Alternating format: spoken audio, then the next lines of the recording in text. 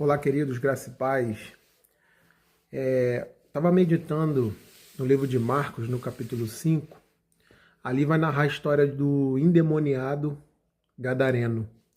E eu aprendi algumas lições com esse texto. Eu quero compartilhar com vocês. Interessante que Jesus, quando chega próximo a ele se prostra.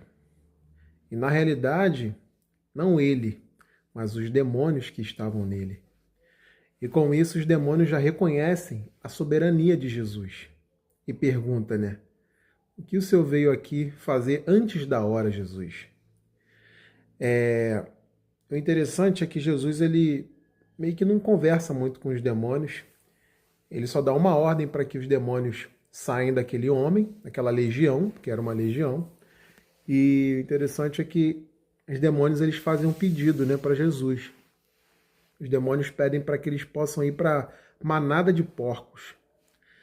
Eu não quero me atentar muito a esse detalhe. Mas o interessante é que Jesus ele encontra um homem o qual não tinha mais vontade, um homem que não tinha mais desejo de viver, um homem que vivia possesso em todo o tempo.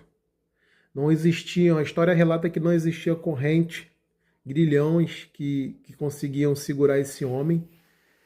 E Jesus simplesmente, com o poder da palavra que sai da sua boca, ele dá uma ordem e liberta aquele homem. E após libertar aquele homem, esse homem ele começa a ter o desejo de virar seguidor de Jesus. E Jesus ele dá uma ordem para esse homem, para que esse homem fique naquela cidade, volte para casa e dê testemunho do que ele fez na vida dele. A gente percebe nessa história e aprende quão misericordioso é Jesus, Quanto amor ele tem. Às vezes a gente, ser humano, a gente olha para algumas pessoas na rua e pensa assim, o estado da pessoa é tão deplorável, a pessoa está num estado tão destrutivo, a gente pensa que não tem mais jeito, a gente pensa que a droga já consumiu totalmente a pessoa, os demônios já consumiram totalmente a pessoa não tem mais. Mas eu quero dizer uma coisa, meu. Se você conhece alguém, se é algum familiar seu, continue orando, faça jejum, faça oração e convide essa pessoa para buscar, conhecer o Senhor Jesus, porque Ele tem jeito sim para isso.